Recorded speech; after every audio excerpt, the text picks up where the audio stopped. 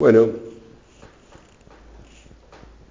estamos estudiando el último capítulo de esta primera carta a los tesalonicenses. Y bueno, lo que Pablo estaba haciendo era,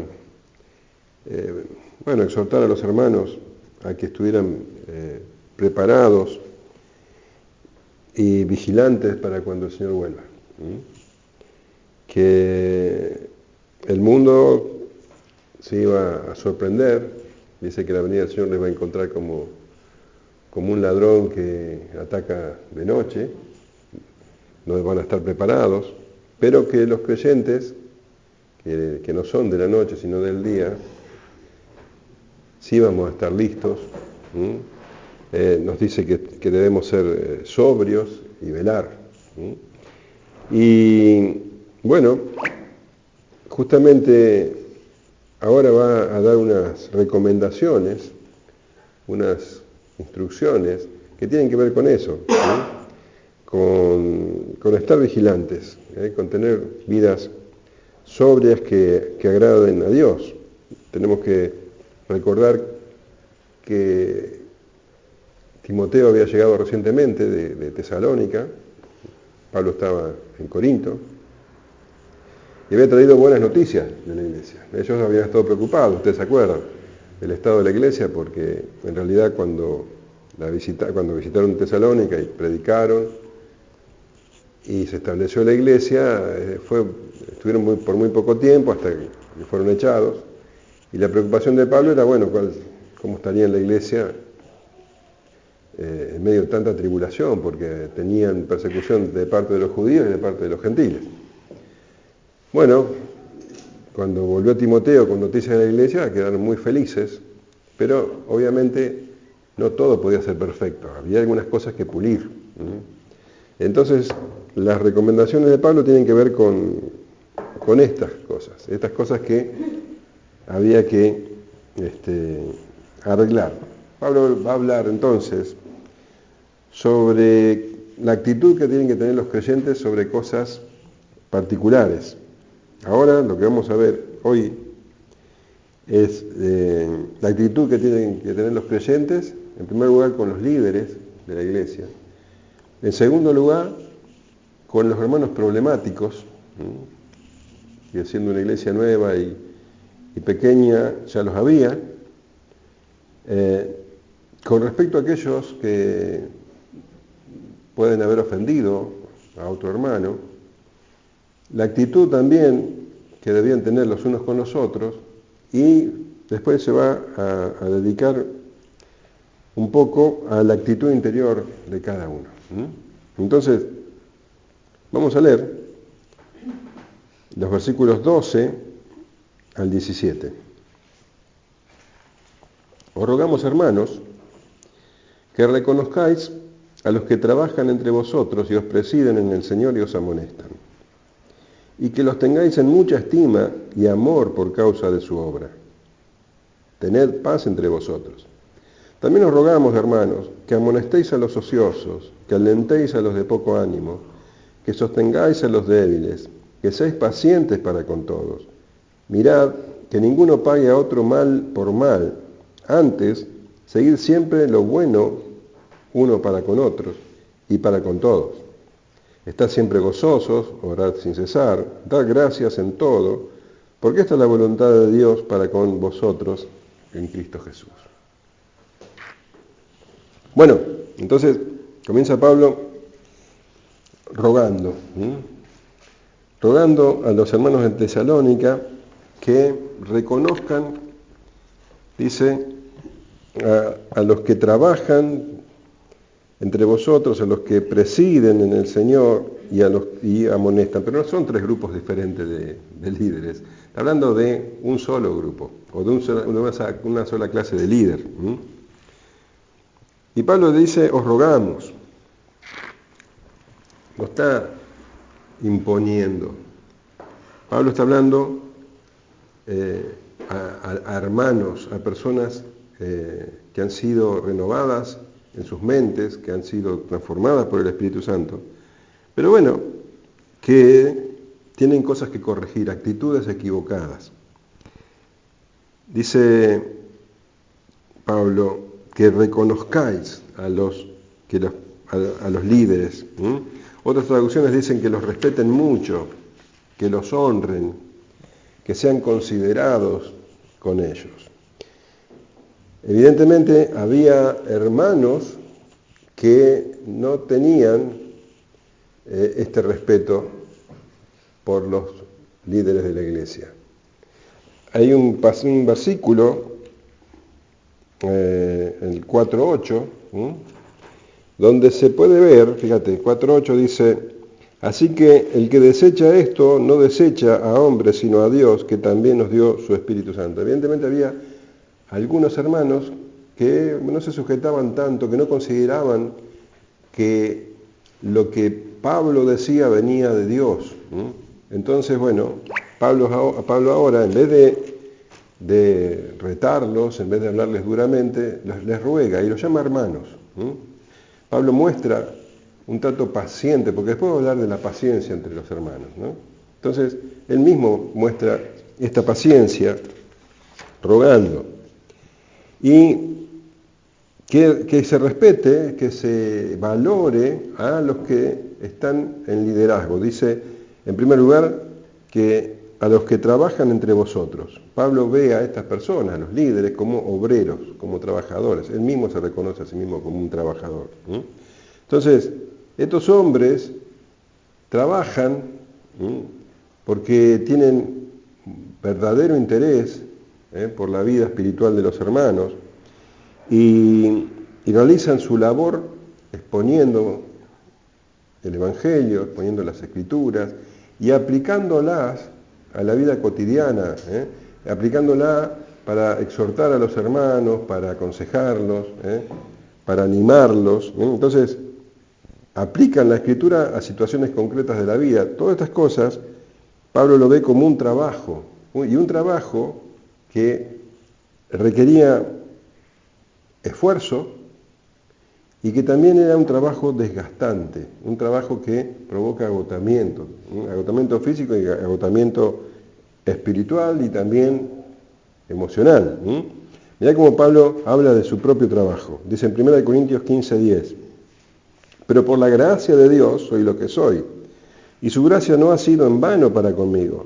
Antes he trabajado más que todos ellos, pero no yo, sino la gracia de Dios conmigo. A los Gálatas, en el capítulo 4, versículo 11, les escribe, me temo de vosotros que haya trabajado en vano con vosotros. A los Filipenses, en el capítulo 2, versículo 16, dice, asidos de la palabra de vida, para que en el día de Cristo yo pueda gloriarme de que no he corrido en vano ni en vano he trabajado. Y 1 Timoteo 4 dice que por esto mismo trabajamos y sufrimos oprobios, porque esperamos en el Dios viviente, que es el Salvador de todos los hombres, mayormente de los que creen. Es un trabajo que, bueno, no todo el tiempo es valorado, no todo el tiempo es agradable inclusive, que tiene sus cuotas de sinsabores. Y dice, a los que trabajan entre vosotros y os presiden en el Señor, porque, bueno, no solamente los pastores trabajan, hay hermanos que lo hacen también, pero habla de los que presiden y os presiden en el Señor. Este sí es el trabajo de los pastores, también llamados obispos o ancianos. En 1 Timoteo 5:17 dice, los ancianos que gobiernan bien sean tenidos por dignos de doble honor, mayormente los que trabajan en predicar y enseñar. Bueno, los que los presiden en el Señor, como le decía, es el trabajo del pastor, pero tal vez en la iglesia de Tesalónica, como estuvo Pablo tan poco tiempo, no sabemos si tuvo la ocasión de levantar a algún anciano, algún pastor. Tal vez sí, no lo dice la Escritura, pero si no tuvo ese tiempo, hubo hermanos que tomaron esa función. Y Pablo dice que hay que reconocerlos. ¿Y por qué hay que reconocer a estos hermanos? Porque, bueno, en primer lugar, porque para ocupar ese lugar deben tener ciertas condiciones. no es para cualquiera. Dice en 1 Timoteo 3:1, palabra fiel, si alguno anhela obispado, buena obra desea. Pero es necesario que el obispo sea irreprensible, marido de una sola mujer, sobrio, prudente, decoroso, hospedador, apto para enseñar, no dado al vino, no pendenciero, no codicioso de ganancias deshonestas, sino amable, apacible, no avaro, que gobierne bien su casa, que tenga a sus hijos en sujeción con toda honestidad. Pues el que no sabe gobernar su propia casa, ¿cómo cuidará de la iglesia de Dios? No un neófito, no sea que envaneciéndose caiga en la condenación del diablo. También es necesario que tenga buen testimonio de los de afuera, para que no caiga en descrédito y en lazo del diablo. Bueno, tenía que tener estas condiciones y además ejercer su función con humildad, no esperando aplausos ni esperando nada. Dice el apóstol Pedro en su primera carta, capítulo 5, ruego a los ancianos que están entre vosotros, yo anciano también con ellos y testigo de los padecimientos de Cristo, que soy también participante de la gloria que será revelada, apacentad la grey de Dios que está entre vosotros, cuidando de ella, no por fuerza, sino voluntariamente, no por ganancia deshonesta, sino con ánimo pronto, no como teniendo señorío sobre los que están a vuestro cuidado, sino siendo ejemplos de la grey. Pablo dice, valórenlos, respétenlos. Claramente, los pastores, los ancianos, no van a imponer respeto. El respeto hay que brindárselo. Y dice, y os amonestan. Hay que valorarlo también porque los líderes amonestan a la grey. Y esta tarea, que es necesaria, sumamente necesaria, es muy difícil. Pablo la destaca, porque muchas veces la amonestación es recibida de una manera ingrata. Entonces Pablo dice, hay que valorar a estos hombres que os amonestan, que están constantemente recordando a los hermanos que obedezcan la Escritura, que la venida del Señor está cerca, que estén preparados. En Hechos 20:31, Lucas dice, por tanto, velad acordando, bueno, sí es Pablo que habla, velad acordándoos que por 3 años, de noche y de día, no he cesado de amonestar con lágrimas a cada uno. Le está hablando Pablo a los ancianos de Éfeso. Entonces, Pablo dice, bueno, reconozcan a estos hombres y agrega que los tengan en mucha estima y amor. Porque no solamente por el lugar que ocupan, por el cargo que ocupan, sino por el trabajo que hacen, por causa de su obra. Porque la obra que realizan es necesaria para la vida espiritual de la iglesia. Entonces, es necesario que los hermanos reconozcan a estas personas. Y agrega, tened paz entre vosotros, porque, bueno, si no se reconoce el liderazgo, por lo general, se lo critica. Hay hermanos que en lugar de escuchar las amonestaciones, de escuchar la enseñanza, y estimar el trabajo que realizan, bueno, se ocupan de sembrar disensiones, divisiones, y esto hace que no reine la paz. Donde hay división, no hay paz. Y Pablo dice, tened paz entre vosotros.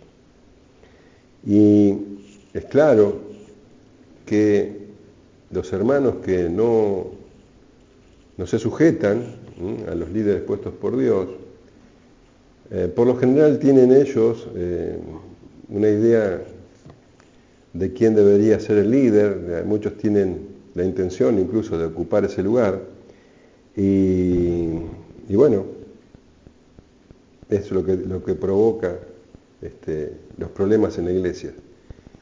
En lugar de servir, quieren ser líderes, les gusta el cargo, y bueno, el ejemplo más claro de esto en las Escrituras es el de Diótrefes, que lo encontramos en el capítulo 1 de Tercera de Juan, versículos 9 y 10. Yo he escrito a la iglesia, pero Diótrefes, al cual le gusta tener el primer lugar entre ellos, no os recibe.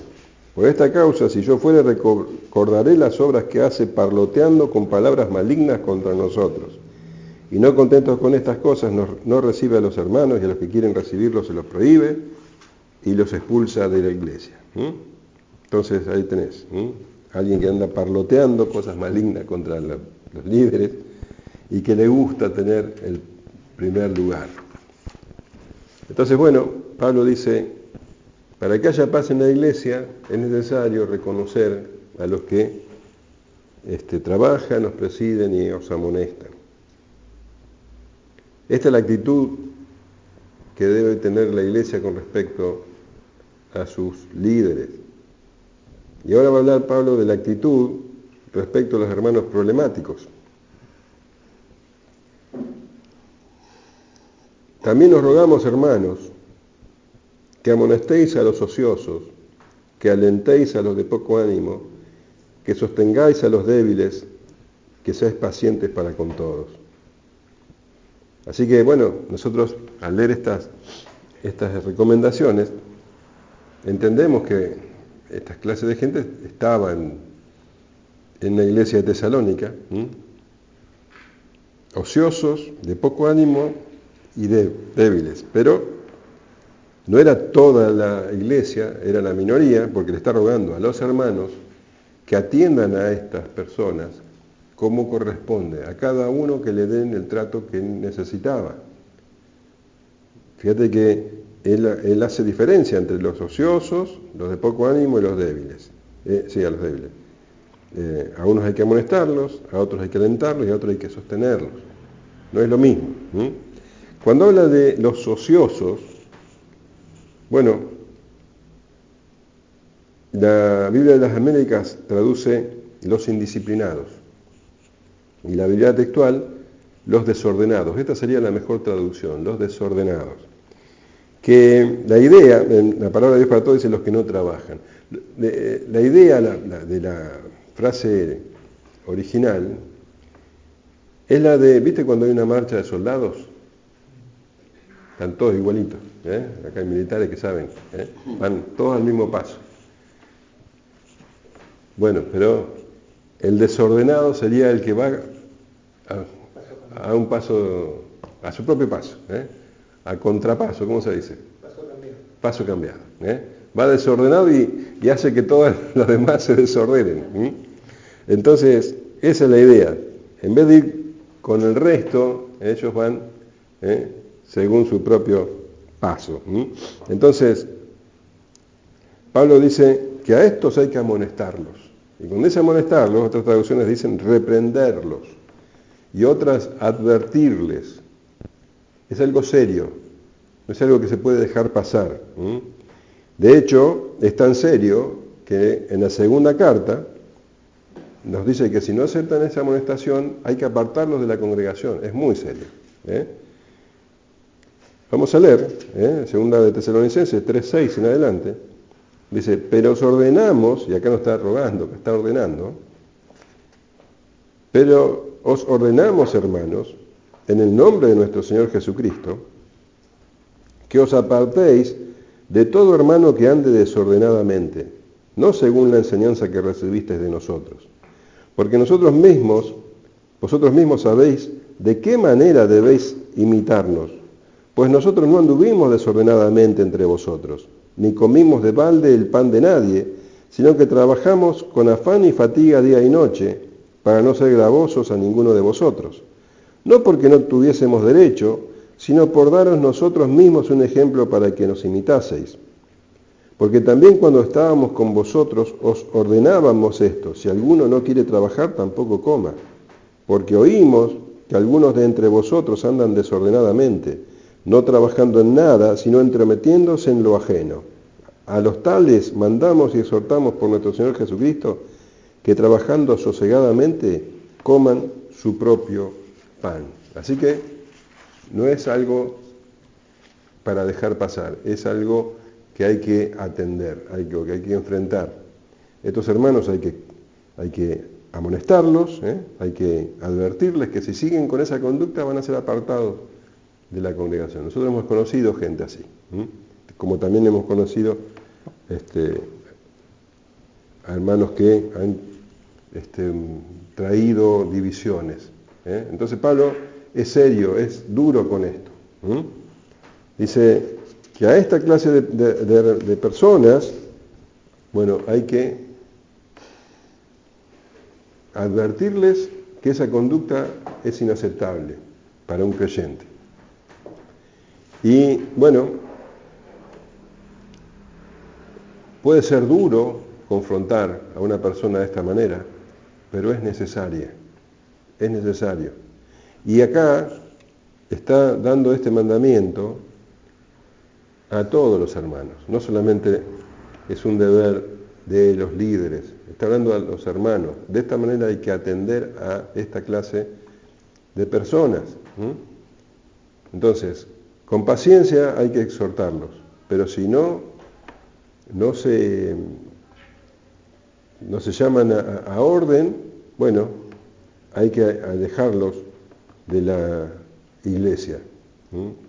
No es un tema, porque resulta más sencillo ver la conducta desordenada de alguien y, bueno, hablarlo a espaldas de él entre hermanos. Lo importante es ir y confrontarlo.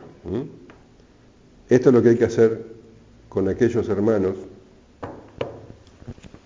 que andan desordenadamente. Con los de poco ánimo, bueno, el trato es distinto. ¿Quiénes son los de poco ánimo? La Biblia de las Américas traduce los desalentados.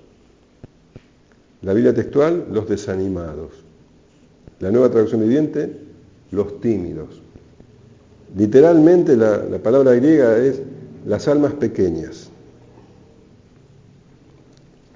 Son aquellos, bueno, no hay mejor definición que alguien sin ánimo, un desanimado, alguien que no tiene fuerzas, alguien que... ¿Fuerzas para qué? Para seguir, para correr la carrera de la vida cristiana.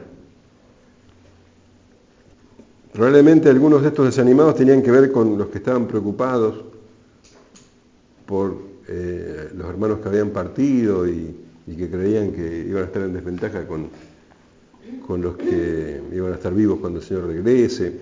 Pero acá, bueno, si bien la carta habla de esa preocupación, acá está hablando de desalentados en general.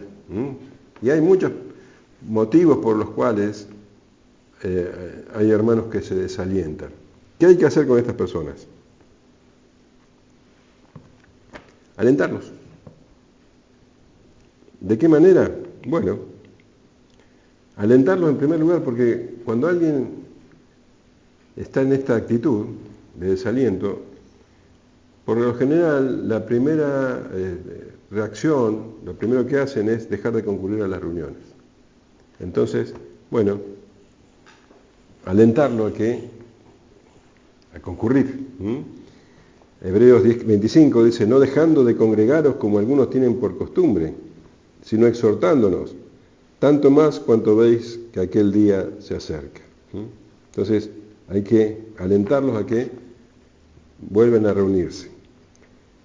También hay que alentarlos, animarlos, a dejar de mirar la paja en el ojo ajeno. Dejar de buscar los errores de los otros, de las culpas que los demás tienen, y empezar, bueno, a hacer su propio análisis de su conducta. No pueden estar siempre justificándose, echándole la culpa a los demás. Entonces, bueno, que alentarlos a hacerse responsables de sus carencias. Porque cuidado que animar a alguien no tiene que ver con, bueno, decirle, bueno, te comprendo, te entiendo, sobarle el lomo para que se sienta mejor. No, eso sería un gran error.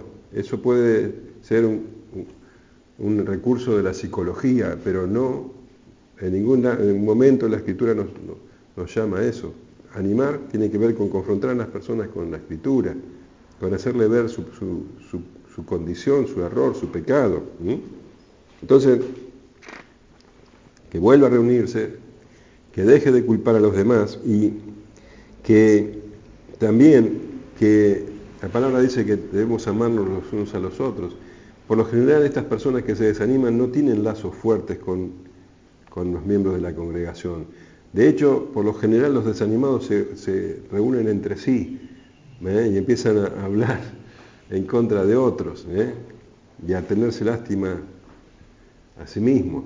Entonces, también animarlos a eso, a que hagan lazos fuertes con la congregación y con los hermanos más maduros. Animarlos, por supuesto, a que lean la Escritura. En esa época no tenían esta posibilidad. En esa época escuchaban, los cristianos los domingos, la lectura de la Escritura, cada uno no tenía su Biblia. Por eso era necesario también congregarse y a orar, a tener intimidad con Dios. Dice Romanos 10:17, así que la fe es por el oír y el oír por la palabra de Dios. Nunca van a fortalecerse solos, al contrario, solos se van a cada vez sentir más desanimados. Salmo 61:2 dice, desde el cabo de la tierra clamaré a ti cuando mi corazón desmayare. Justamente lo que estas personas no hacen. Cuando se sienten desanimadas, oran menos, leen menos las Escrituras, dejan de congregarse. Bueno, hay que estar siempre animándolos a que dejen esa actitud. Y también hacerles ver de las muchas bendiciones que gozan, de todo lo que Dios ha hecho en su vida. El Salmo 103:2 dice, bendice alma mía a Jehová y no olvides ninguno de sus beneficios. El Salmo 116:12, ¿qué pagaré a Jehová por todos sus beneficios para conmigo? A ser agradecidos. Después Pablo va a hablar nuevamente de esto. Entonces, de esa forma hay que animar a los hermanos. Y después habla de los débiles.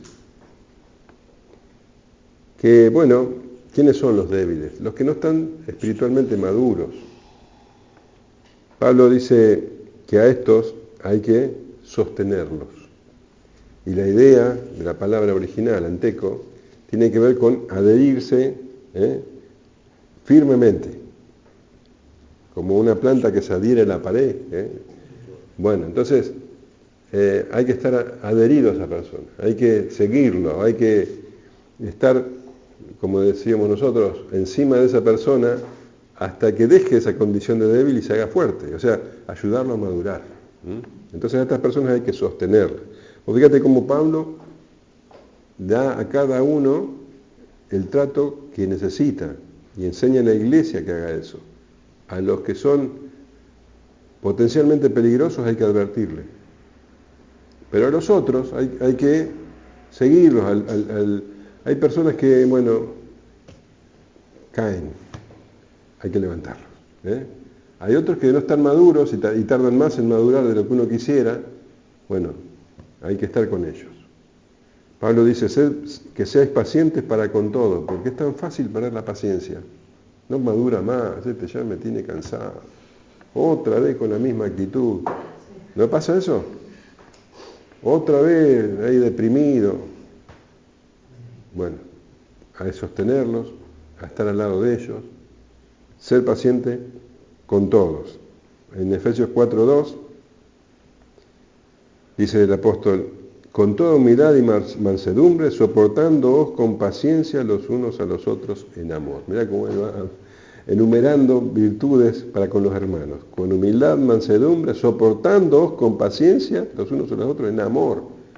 Súper amorosos. Tenés que ser súper amorosos, súper pacientes. Eso es lo que nos va a diferenciar del resto de los seres humanos. El Señor lo dijo. Ellos van a ver el amor que hay entre ustedes y van a saber que son mis discípulos. Entonces, este es el trato que hay que tener con los hermanos problemáticos. ¿Qué pasa con aquellos que nos ofenden o que nos ofendieron. Dice, mirad que ninguno pague a otro mal por mal. Y esto es muy particular porque Pablo hasta ahora está hablándole a cada uno, ¿no? Vos tenés que ser paciente, te está diciendo. Vos tenés que exhortar. Pero ahora dice, vos tenés que mirar para que tu hermano haga lo mismo, para que tu hermano no pague a otro mal por mal. Mirad, dice. Entonces, tené cuidado, en otras palabras, de que tu hermano no pierda la paciencia. Nos dijo que tenemos que ser pacientes con todos. Bueno, también tenés que cuidar no solamente tu paciencia, sino la paciencia de tu hermano. Si a tu hermano le han hecho alguna defraudación, algún mal, bueno, que no pague con la misma moneda. Que al mal pague con bien. Y eso tenemos que estar atentos. Romanos 12:17 dice, no paguéis a nadie mal por mal, procurad lo bueno delante de todos los hombres. Primera de Corintios 4:12, nos fatigamos trabajando con nuestras propias manos, nos maldicen y bendecimos. Padecemos persecución y la soportamos. Mirá lo que dice Primera de Corintios 6:7. Así que, por cierto, es ya una falta en vosotros que tengáis pleitos entre vosotros mismos. ¿Por qué no sufrís más bien el agravio? ¿Por qué no sufrís más bien el ser defraudado? Si te han defraudado, bueno, no respondas con mal. Dice, sufrilo. Que nosotros en castellano moderno diríamos, aguantátelo, aguantalo, soportalo. Te defraudaron, bueno, no pagues con la misma moneda. Demostrar la diferencia. Sé paciente. ¿Y el ejemplo supremo quién es? El Señor Jesús. Pedro, en su primera carta, en capítulo 2, 23, dice, quien cuando le maldecían, no respondía con maldición. Cuando padecía, no amenazaba, sino encomendaba la causa al que juzga justamente. Ahora, con respecto a la actitud que debemos tener los unos con los otros, Pablo lo resume de esta manera. Antes, seguir siempre lo bueno, uno para con otros y para con todos. Siempre buscando el bien del otro, siempre buscando el beneficio del otro. Esto es una aplicación práctica del mandamiento del Señor. Y mirá lo que él dice en Mateo 5:44. Pero yo os digo, amad a vuestros enemigos, bendecid a los que os maldicen, haced bien a los que os aborrecen, y orad por los que os ultrajan y os persiguen. Está hablando de tener esta actitud con los enemigos. ¿Cuánto más no vamos a tener una actitud así para los hermanos en la fe? Entonces, todo lo que sea bueno para los hermanos, para con todos, hermanos y no hermanos. Y ahora Pablo va a hablar de la actitud interior de cada uno. Estad siempre gozosos, orad sin cesar, dad gracias en todo, porque esta es la voluntad de Dios para con vosotros en Cristo Jesús. Estad siempre gozosos, orad sin cesar, dad gracias en todo. O sea, lo que está diciendo es, estad siempre gozosos, orad siempre, dad gracias siempre. Esa es la actitud que deberíamos tener. Cuando habla de gozar, de estar siempre gozoso, está hablando de en todo momento. No solamente cuando estás pasando una situación feliz, sino también en las penas, también en los momentos duros. Porque si nosotros vamos a esperar tener buenas circunstancias para estar gozosos, bueno, las circunstancias cambian. Hoy te podés haber comprado un auto y estar gozoso porque te compraste el auto y a la tarde perdió el aceite, ese mismo auto, y el gozo se transformó en queja. Entonces, si nosotros vamos a estar gozosos por las circunstancias, bueno, nuestro gozo va a ser un sub y baja, ¿no? Pero acá habla de siempre, porque el gozo no está en las circunstancias que cambian, sino en Dios, que no cambia. Entonces nuestro gozo está en el Señor.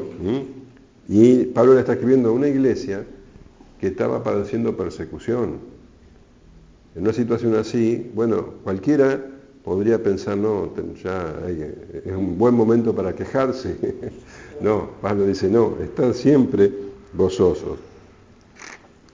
A los filipenses escribe en el capítulo 3, versículo 1, por lo demás, hermanos, gozaos en el Señor, en el Señor. A mí no me es molesto el escribir las mismas cosas y para vosotros es seguro. Pablo escribe esta carta a los filipenses estando preso. Él estaba preso en Roma y no sabía si lo iban a liberar o lo iban a matar. Pero les escribe estar siempre gozosos en el Señor. Y en el capítulo 4, versículo 4, dice, regocijaos en el Señor siempre. Otra vez os digo, regocijaos. Siempre, no en ocasiones, no de vez en cuando, no cuando las cosas andan bien, siempre. Y esto es una actitud completamente diferente al mundo. Esto también nos diferencia del mundo. El mundo no conoce el gozo. El mundo conoce el placer pasajero, la alegría pasajera, pero no conoce el gozo que está más allá de las circunstancias.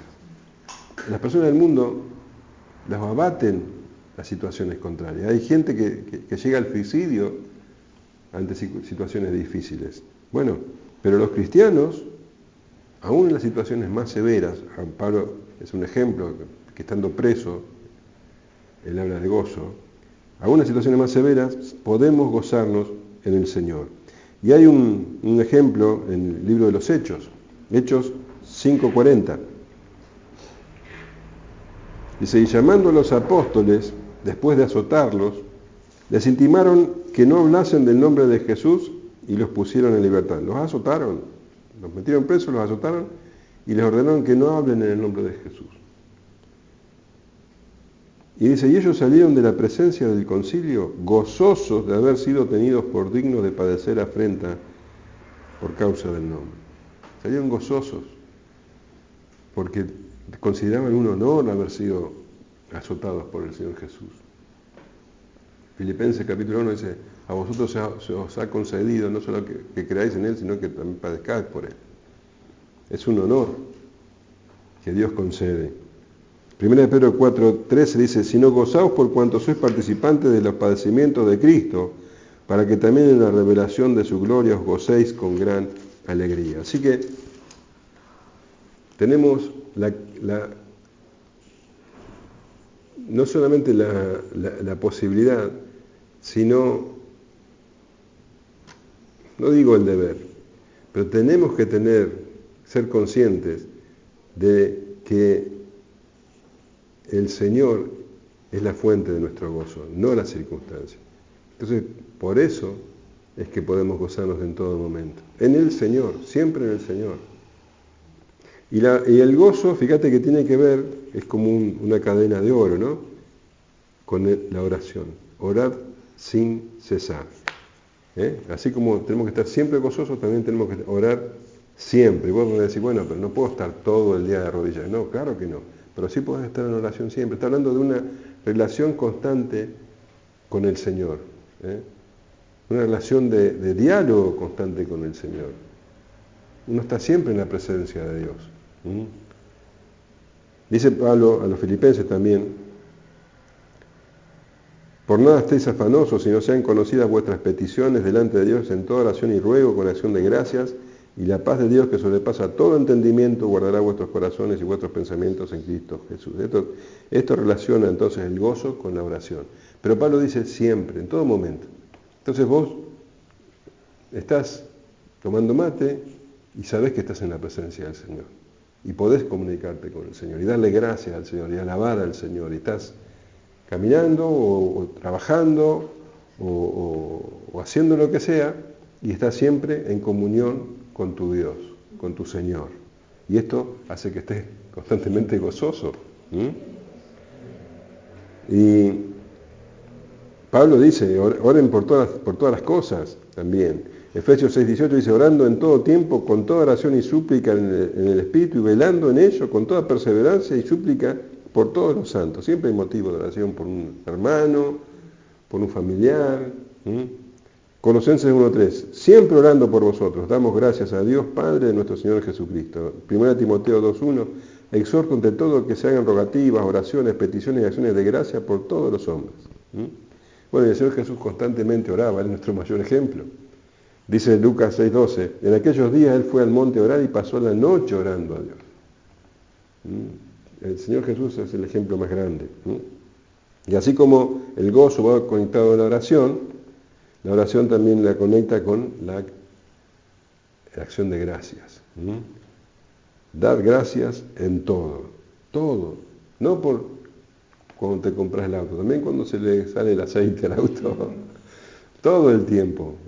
Circunstancias buenas y circunstancias que no te parecen tan buenas, pero que están en las manos de Dios y que Dios te las pone para tu bien. Todas las cosas te ayudan a bien. Entonces, constantemente dar gracias.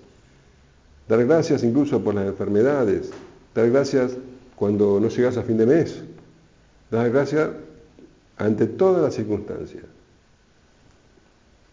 Fíjate lo que dice el apóstol Pablo. Romanos 8:35. ¿Quién nos separará del amor de Cristo? ¿Tribulación o angustia o persecución o hambre o desnudez o peligro o espada? Como está escrito, por causa de ti somos muertos todo el tiempo. Somos contados como ovejas de matadero. Fíjate estas circunstancias. Está hablando de circunstancias atroces, tribulación, angustia, persecución. Esto era lo que vivía la iglesia primitiva. Cuando habla de peligro o espada, está hablando de personas que tenían que poner la cabeza y le cortaban la cabeza con la espada. De eso se trata. Entonces dice, por causa de ti somos muertos todo el tiempo, somos contados como ovejas de matadero. Pero antes, en todas estas cosas, dice, somos más que vencedores por medio de aquel que nos amó. ¿Te das cuenta de la actitud del creyente? Somos más que vencedores, no vencedores, más que vencedores. Estas cosas se transforman en una ocasión para conocer más a Dios, en una ocasión para dar gracias a Dios. Gracias por la tribulación, gracias por la persecución, porque es para nuestro bien. Dice, por lo cual estoy seguro de que ni la muerte, ni la vida, ni ángel, ni principado, ni potestad, ni lo presente, ni lo porvenir, ni lo alto, ni lo profundo, ni ninguna otra cosa creada nos podrá separar del amor de Dios, que es en Cristo Jesús, Señor nuestro. Mirá si no tenemos motivos de gratitud. ¿Cómo no estar agradecidos a nuestro Dios, que nos hace más que vencedores? ¿Qué puede venirnos si Dios está por nosotros? ¿Qué pagaré a Jehová, leíamos hoy, por todos los beneficios para conmigo?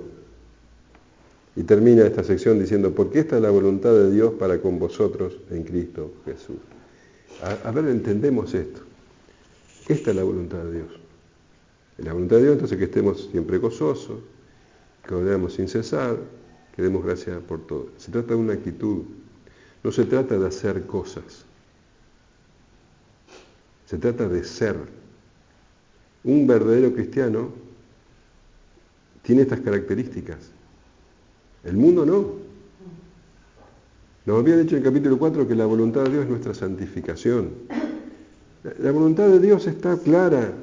No es que nosotros tenemos que hacer determinadas, tenés que vestirte así, tenés que hacer determinadas cosas, orar tanto tiempo y ayunar tanto otro y hacer... No se trata de eso la vida cristiana. Se trata de vivir vidas santas, amarse los unos a los otros, tener una vida sencilla, trabajar, ganarte el sustento, sostener a tu familia, glorificar a Dios con tu vida y tener una actitud constante de gozo, comunión con Dios y gratitud. Ahora, no se trata de hacer cosas, porque vos podés hacer lo que vos quieras, pero si no tenés esta actitud de gozo, de alegría, de gratitud, no vale nada. Pero hagas lo que hagas vos, con esta actitud, para Dios es agradable. Esta es la voluntad de Dios. Vos venís a limpiar el salón. Una cosa es que vengas quejoso, sin ganas, y otra cosa es que vengas agradecido. ¿Te das cuenta? Lo que vos pongas en el ofrendero, una cosa es que lo hagas con actitud agradecida y con gozo, y otra cosa es que lo hagas, bueno, porque tengo que hacerlo, porque... ¿Te das cuenta? ¿Cuál es la voluntad de Dios? No lo que haces, es lo que sos. Si sos un verdadero cristiano, vas a hacer las cosas que agradan a Dios. No es al revés. No es que vamos a hacer cosas para agradar a Dios. Vamos a hacer, lo que dice la Escritura es fruto. El fruto que proviene del Espíritu. El Señor Jesús dice, vosotros sois la luz del mundo. Una luz, dice, no se puede esconder una luz bajo un almud, sino se lo pone sobre el candelero para que alumbre a todos los que están en la casa. Dice, así vean los hombres vuestras buenas obras y glorifiquen a vuestro Padre que está en los cielos. Vuestras obras son obras de un corazón agradecido. Y esto es lo que agrada a Dios. ¿Amén? Amén.